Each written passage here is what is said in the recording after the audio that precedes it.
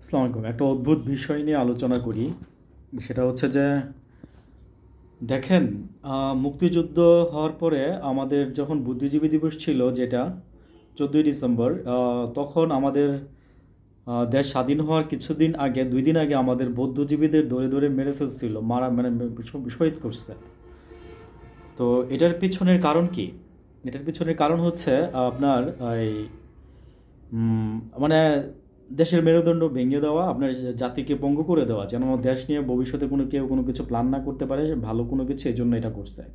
কিন্তু এটা কিন্তু পাকিস্তানিরা করে নাই, কারণ তখন কিন্তু পাকিস্তানিরা জাস্ট আপনার এই মানে তখন না, মানে যখন যুদ্ধ মানে আপনার এরকম বুঝতে পারছে পাকিস্তানিরা যে মানে ওরা হেরে যাচ্ছে, তখন তারা 4-5 দিন আগে থেকে ওরা সব আত্মসমর্পণের মতো করে আপনার ওই যে মানে পালানোর ট্রাই করতেছিল।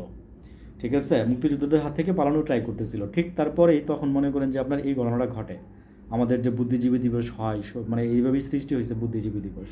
ঠিক আছে, শহীদ বুদ্ধিজীবী দিবস। বুঝছেন তো কি বলবো আসলে।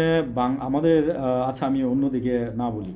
তো এই বুদ্ধিজীবী দিবসের সময় আমাদের এই যে অনেক মানে এই যে এর মধ্যে শমিকা স্যারের বাবা আছে, জহিরুল ইসলাম না হক।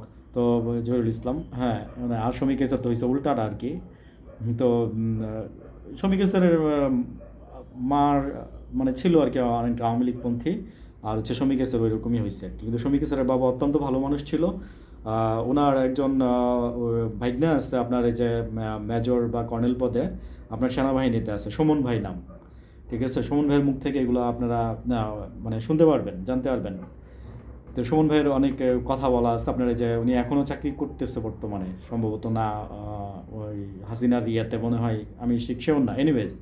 তো আমার কথা হচ্ছে যে এই যে আপনার এই মানে এটা হয়েছে, যেটা আপনার এই যে আপনার কি যেন বলে, হ্যাঁ, আপনার যে